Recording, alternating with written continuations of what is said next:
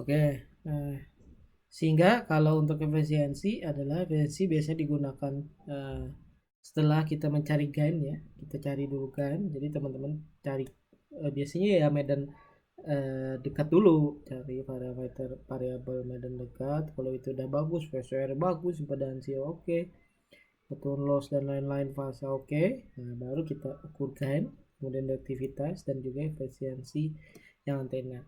Didapat dari hasil pengukuran yang sudah dilakukan. Efisiensi dinyatakan oleh rumus seperti ini. Efisiensi itu kan perbandingan ya, jadi perbandingan antara gain dan juga nilai produktivitas. Atau untuk antena sederhana biasanya efisiensi dapat dihitung adalah tahanan pancar dari perhitungan dan juga impedansi antena terminasi dari pengukuran. Biasanya efisiensinya kalau VSWR itu mendekati satu atau bahkan bisa satu itu ya itu artinya 100% kan.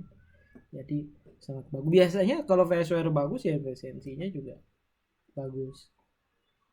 Untuk antena terpasang rugi-rugi termasuk rugi-rugi oleh keadaan sekeliling. Jadi rugi-rugi bisa dari karena loss kabel dan lain-lain.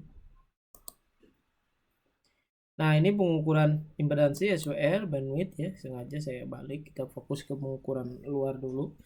Nah, kalau pengukuran SWR itu kan pada medan 2 ya, itu langsung dipasangkan ke VNA biasanya. Pengukuran impedansi dapat harus tetap memenuhi syarat bahwa antena bebas dari pengaruh sekitar. Lihat konsep impedansi gandeng ya. Jadi walaupun pada daerah 2, jangan pula mengukur antenanya di sebelahnya dipasang kawat atau apa, ada meja besi. Nah, kalau mengukur di meja besi ya pasti bubar itu, pasti bukan eh, parameter antena sesungguhnya, antena real kita, karena dipengaruhi oleh meja besi misalkan. Nah, seperti itu. Demikian alat ukur yang pada pengukuran langsung akan memiliki jarak terhadap antena yang diukur. Sebaiknya dari alat ukur langsung ke antena. Kalaupun harus menggunakan kabel, itu kabel yang pendek dan low loss biasanya. Impedansi dapat diukur dengan dua macam. Satu dari pengukuran SWR, biasanya kan kalau ingat kan, kalau SWR-nya bagus, maka impedansi juga akan mendekati matching, mendekati 50 ohm kalau misalkan impedansinya 50 ohm. Serta jarak minimum pertama, kemudian kedua pengukuran langsung dengan menggunakan jembatan atau network analyzer, umumnya lebih presisi ya. Pasti kalau dengan VNA pengukuran ya pasti lebih presisi, kecuali alat ukurnya belum dikalibrasi. Kalau udah alat ukurnya benar, pasti hasil ukurnya benar. Ini tergantung rancangan antena kita. Ini tidak bagus itu misalkan diukur tidak bagus bukan karena kesalahan alat ukur, tapi memang rancangan antena kita yang tidak benar. Nah, ini contoh nih pengukuran SWR. Ini di vector analyzer ya, di VNA. Ini yang VNA kami ya, yang kami punya. Jadi misalkan nih kita membuat antena dengan rancangan frekuensi di bawah 1 giga, di atas 800 MHz misal. Nah, oleh karena itu kita buat span-nya, misalkan kita buat span dari 800 sampai 1 giga. Span itu apa ya? Jarak pengamatan. Wadah wadah pengamatan dari nilai VSWR yang ingin kita lihat tadi. Sebenarnya bisa saja kalau mau dari 600 sampai 1 giga, tapi kan terlalu lebar karena frekuensi yang ingin kita amati itu hanya pada sekitaran 800 ke atas sampai 1 giga ke bawah. Nah, sehingga sebaiknya titik span atau titik pengamatan juga tidak perlu terlalu lebar. Oke. Nah, dari sini ketika antena kita pasangkan ke probe-nya atau ke port-nya, pasangkan, kemudian kita dengan catatan sudah terkalibrasi alatnya. Sekarang kalau alat ukur sekarang itu sudah otomatis kalibrasi ya, jadi tidak perlu di kalibrator, tidak perlu membutuhkan kalibrator kit lagi kalau alat ukur sekarang. Nah,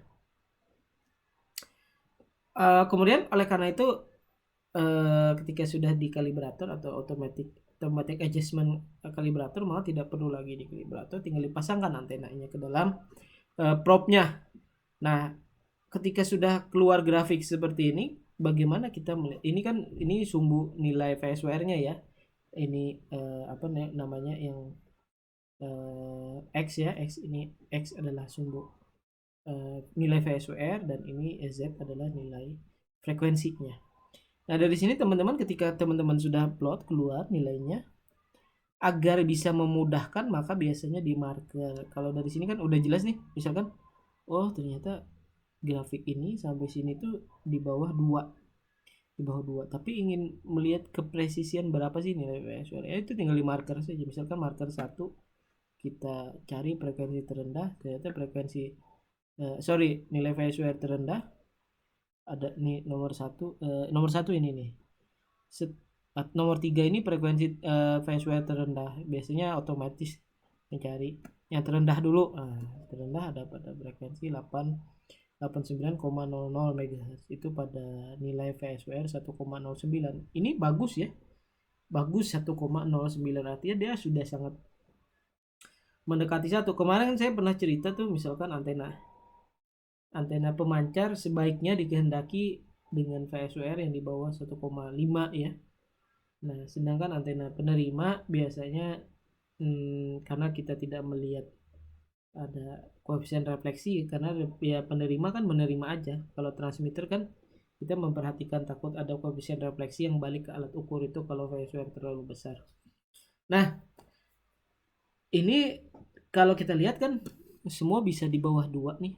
Inilah yang kelima nih batasannya, 2. Artinya ini kalau di bawah 1,5 ya paling bagus di 3 ini, di frekuensi 889. Kalau yang lain kan di bawah 2 nih, ada yang 1,52 itu di frekuensi 923, itu marker 1 di sini. Ini marker 3. Nah, jadi kira-kira seperti itu ya pengukuran VSWR.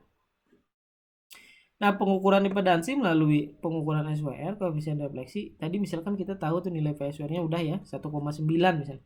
Impedansi antena dapat dihitung dari koefisien refleksi yang terukur pada terminal antena di bawah ini. Ada kaitannya beberapa pengukuran dengan pengukuran impedansi.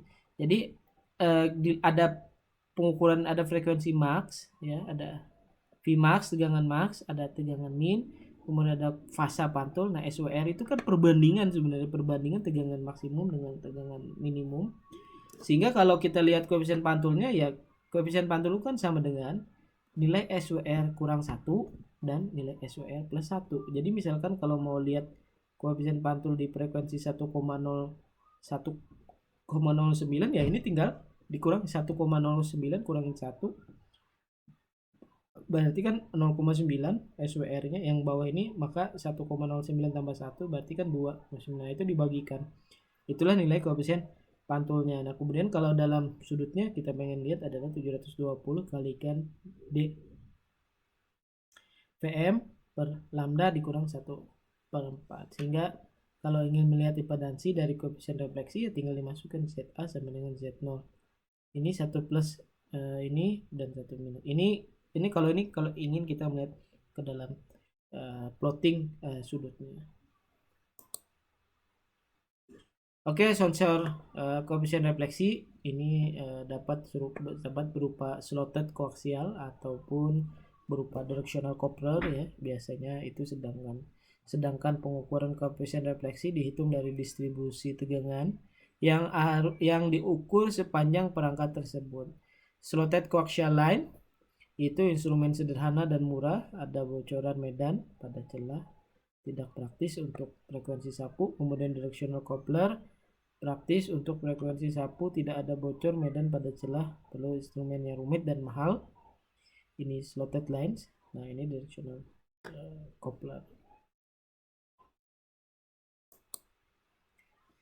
Ini sensor salah satu sensor koefisien refleksi ya yang dipakai. Kemudian nah ini penjelasannya pada slotted coaxial lines, itu pengukuran 2 kali ketika antena dilepas. Biasanya melihat dulu di mana dibuat short circuit dulu pada terminal beban sehingga dapat dicari 2 posisi di mana tegangan minimum itu yang short ya, berarti yang tersambung, dan yang berurutan pada jarak kedua posisi tegangan minimum yang berurutan pada setengah lambda. Ketika antena dipasang dapat dicari posisi tegangan minimum antena. Jadi kita cari tegangan minimum antena dan tegangan minimum